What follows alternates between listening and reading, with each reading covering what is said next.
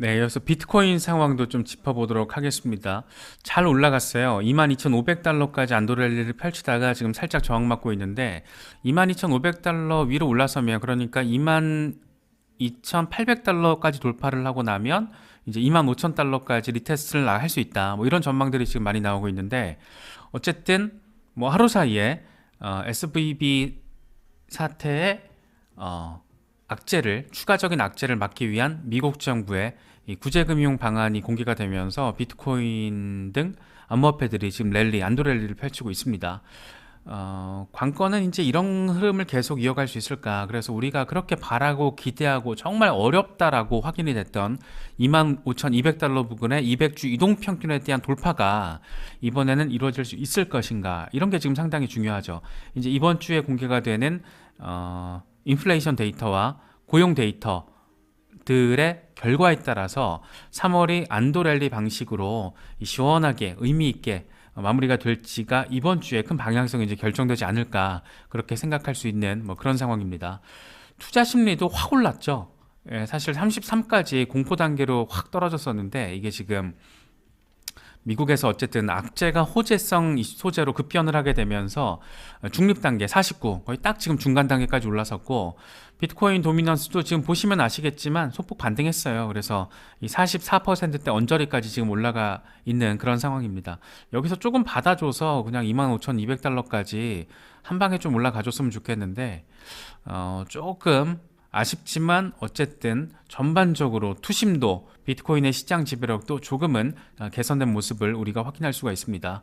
라케시 우페드 히에가 분석한 지지라인과 저항라인을 봤을 때 일단 22,000달러에 대한 저항이 지금 빡셀 거야 라고 말하는데, 지금 실제로 벌어지고 있죠. 22,500달러에서 저항 딱 맞고 일시적으로 22,000달러까지 깨졌지만, 지금 22,000달러 지지 테스트 돌파해서 지지받으려는 그런 흐름들을 우리가 또 확인할 수가 있습니다. 그래서 만약에 이게 깨지면 2만 달러까지 다시 한번 리테스트를 할 수 있고, 2만 달러 이 심리적인 지지라인까지 다시 한번 깨지는 상황이 펼쳐진다라면 18,400달러에서 나아가서는 16,300달러까지 열려있다, 이 얘기를 하면서도, 하지만 22,000달러 돌파 지지에 성공을 한다라면 25,200달러 랠리 가능성이 있다. 그러니까 다시 말해서 올해 들어서 3번, 4번에 걸쳐 지속적으로 문을 두드렸던 200주 이동평균 25,200달러 부근에 대한 랠리 가능성까지 지금 존재하고 있는 그런 상황, 네, 그런 상황이라고 바라보시면 될 것 같습니다.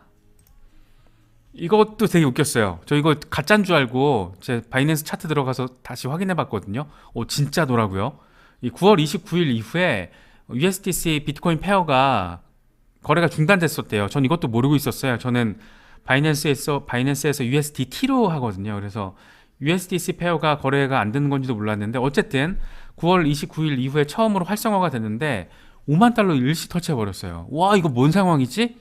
깜짝 놀라긴 했는데, 어쨌든 정말 일시적으로나마 여기까지 올라갔습니다. 그래서 말들은 많았죠. 야, 이거 USDT 비트코인 페어도 5만 달러까지 곧 간다는 얘기인 건가? 이거 뭐지? USDC가 그만큼 지금 많이 들어왔다라는 건가? 뭐지?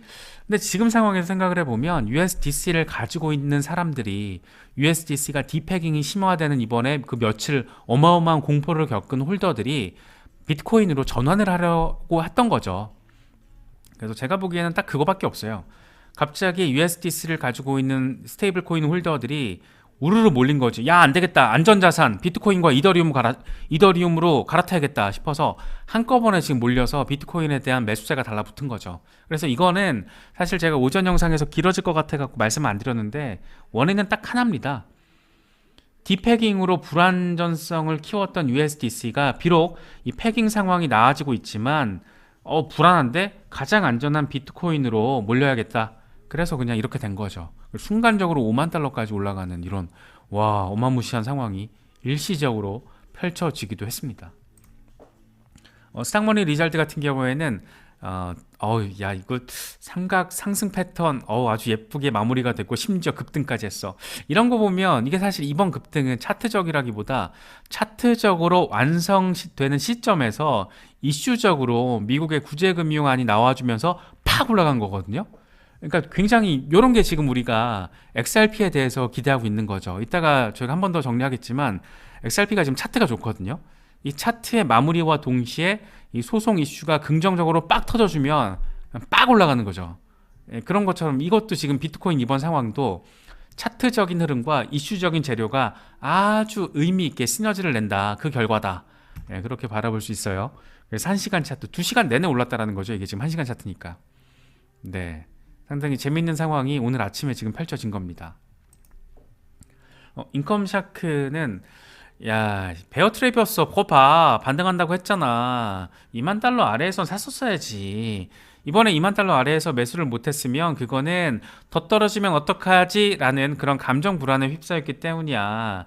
나는야 2만 달러 밑에서 살려고 계속 대기하고 있었어. 그래서 샀지. 나는 지금 수익 중이야. 뭐 이런 얘기를 했어요. 지금 다른 트윗에서 한 얘기까지 제가 덧붙여서 말씀드린 건데 인컴샤크가 뭐 여러 가지 의미 있는 얘기를 좀 했습니다. 그래서 지금 내가 보기엔 베어 트랩인데 이번에 이제 반등할 거야. 뭐 이런 얘기를 했기 때문에 아마 이번에 2만 달러 아래에서 19,000달러 때까지 후퇴했을 때 매수하신 분들은 다 지금 꽤 의미 있는 수익권이죠. 어쨌든 8% 이상이 한꺼번에 그냥 단방에 올라준 거니까. 비트코인 아카이브 같은 경우에는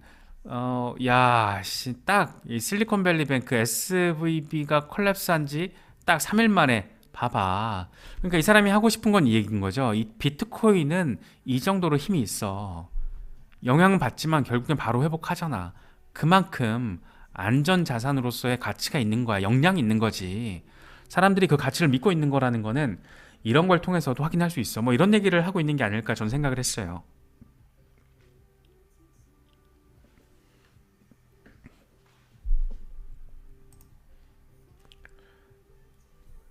이번에 JP모건이 지금 한마디를 했는데 실버게이트 붕괴 사태로 인해서 이거 실버게이트를 대체하는 서비스를 이제 찾아야 되는데 암호화폐 업계는 상당히 고군분투할 것으로 예상이 된다. 특히나 이번 사태 같은 경우에는 연준의 금리 정책 문제점이 있다라는 게 증명이 된 거다. 이건 제가 앞서서 길게 설명을 드렸잖아요. 연준이 금리를 너무 빡세게 올리다 보니까 그러니까 역대급 역사적인 유동성 공급이 이루어졌다가 갑자기 인플레이션이라는 괴물이 어마어마한 사이즈로 40년 만에 등장을 해서 막 역대급으로 또 긴축을 단행하다 보니까 이게 지금 갭이 너무 컸던 거죠. 그러니까 냉온 기온이 너무 컸던 거지. 그래서 채권에 투자했던 미국 국채 가장 안전하다고 하니까 안전자산이라고 하니까 국채에 투자했던 게 지금 빵꾸가 난 거잖아요. 손실 상태가 돼버리는. 그래서 연준의 금리 정책이 종합적이지 못했다는 얘기를 지금 하고 있는 겁니다.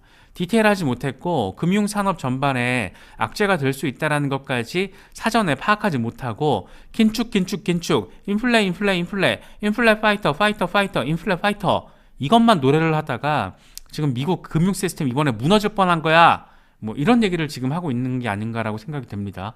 그래서 은행이 저금리 때 우량 채권을 그러니까 저금리 때 매수한 우량 채권을 지금 팔고 싶을 때 팔기가 어려워지니까 자금 조달을 이번에 모색하려고 했던 게 지금 SVB였잖아요. 그런데 그렇게 모색하려고 발표를 하니까 이게 재무 건전성 우려로 확대가 되면서 곧장 뱅크런이 발생을 했고 이게 또 뱅크런이 이 실리콘밸리에 있는 스타트업들, IT 친화적인 기업들이 이 실리콘밸리 뱅크의 이용자잖아요. 그러니까 이런 소식도 빨랐고 소식을 듣자마자 바로 스마트폰으로 뱅크런이 정말 동시다발적으로 어마어마한 사이즈로 순식간에 벌어졌다라는 거죠. 그래서 그러니까 자금 조달 방안을 발표한 지 14시간 만에 파산을 했던 뭐 여러 가지 이유가 있지만 그 중에 하나가 하필 고객들이 굉장히 똑똑한 IT 친화적인 실리콘밸리에 있는 기업인들이어서 스마트폰 하나로 바로바로 돈 다 뺐다라는 거죠.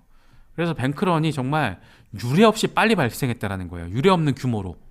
그래서 실리콘밸리 뱅크가 완전히 무너져 내리는. 근데 재밌는 건 이런 걸 예상을 하고 이전에 뭐 성과급 파티 했다며요. 뭐 천 얼마씩 뭐 직원들 성과급 파티하고 뭐 2월 말에 SVB CEO는 가지고 있던 주식, 자사 주식 다 매각하고 진짜 나쁜 새끼들인 거죠. 그래서 이런 상황들까지도 조금 있었다라는 것도 체크를 하시면 좋을 것 같습니다. 이게 암호화폐 시장에서 이번에 미국 금융당국의 구제 금융이라는 게 과연 도움이 될 것인가, 악재인가 호재인가 말들이 되게 많은데, 이 프랭크 차파로 더블록 크립토 미디어 이 더블록의 편집장인데, 이번 조치는 암호화폐 기업에 절대적으로 굉장히 잔인한 악재가 될 것이다. 미국 당국이 공식 개입해서 이 암호화폐 스타트업과 관련이 있는 이 은행 서비스 제공 가능성이 굉장히 희박해졌다. 그러니까 이 특히 이제 실버게이트가 아니고 시그니처 뱅크가 문을 닫아버리니까 당장 기성은행과 연계가 돼 있어야지 준비금도 해놓고 스테이블 코인 발행도 원활해지고 고객들도 편하게 뭐 스테이블 코인이 됐든 뭐가 됐든 거래소 이용에 있어서 유연성과 신뢰성, 안정성을 담보하는 게 기성은행인 거잖아요. 그러니까 우리나라에서도 거래소가 은행 계좌 받으려고 쌩 난리를 피는데 완전 을이잖아요, 을. 은행이 갑이고. 사실 웃긴 거거든요, 이게.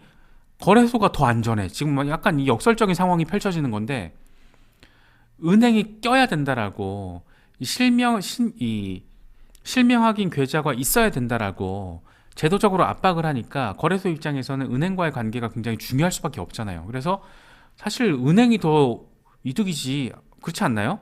은행이 거래소 이용자들이, 저는 농협 쳐다도 안 봐요. 농협을 쓸 이유가 없는 사람인데 빗썸을 사용하다 보니까 농협 계좌를 갖게 되고 농협 계좌를 사용을 하게 되니까 은행이 이득 아닌가? 뭐 이런 생각도 했는데, 어쨌든 그런 것과 유사한 컨셉을 대입시켜서 바라보자라면 암호화폐 스타트업들, 기업의 입장, 이 거래소의 입장에서 어쨌든 규제를 받는 기성 레거시 금융권과의 관계가 단절됐고 이것에 대한 대체제를 찾기가 지금 간단치 않은 상황에서는 이게 지금 악재가 될 수밖에 없다. 뭐 이런 얘기를 지금 하고 있는 겁니다. 사실 창펑자오는 대놓고 지금 이번에 미국 재무부와 연준의 조치를 좀 비판했어요. 앞으로 은행들은 이 리스크 관리를 철저히 할 필요성을 이제 느끼게 못하게 될 것이다. 그러니까 쉽게 말해서 실리콘밸리 뱅크의 이번 사태의 원인은 리스크 관리를 못한 거죠. 은행에서. 제로금리 시대에 돈이 너무 많이 넘쳐나다 보니까 거기에 너무 재미를 보고, 제로금리 시대에 채권 땡큐, 국채, 안전자산, 저금리 시대 때는 국채가 좋죠. 국채가 이제 금리가 낮으니까 채권 가격이 높아지잖아요. 그러니까 저금리 시대에는 국채가 땡큐인 거지. 특히 미국 국채, 세상에서 가장 안전한 것으로 평가받는 미국 국채. 고금리 시대에는 국채가 짜증나죠. 그게 지금 상황인 거잖아요. 그러니까 저금리 때는 은행이 유동성이 넘쳐나니까 국채에 때려 박았다는 겁니다. 그러니까 리스크 관리 못했던 거죠. 절반만 박았어요, 절반만. 투자를 하더라도 리스크 관리 차원에서 나머지 절반은 다르게 했었어야지. 그러니까 리스크 관리 안 하고 적골이 났는데 그걸 또 나라에서 해결을 해줘? 야, 그러면 앞으로 리스크 관리는 은행들이 굳이 할 필요가 없다라고 인식을 할 거야. 이건 지금 이번에 연준에서 재무부에서 잘못된 시그널 보낸 걸 수도 있어. 뭐 이렇게 사실 좀 비판을 했습니다. 맞는 말이에요. 이건 맞는 말이죠. 사실 시대가 조금 시대가 지금 좀 웃기잖아요. 웃긴 상황이 지금 벌어지고 있으니까 짜증나는 건데, 근데 우리 입장에서는 어쨌든 크립토 가격이 올라가는 소재가 되니까 뭐 반갑게 보여지지만 정상적인 금융 시스템 환경의 어떤 관리 측면에서 바라봤을 때는 말도 안 되는 거죠, 이게 지금. 말도 안 되는 상황입니다. 말도 안 되는 상황. 그게 지금 펼쳐진 거예요.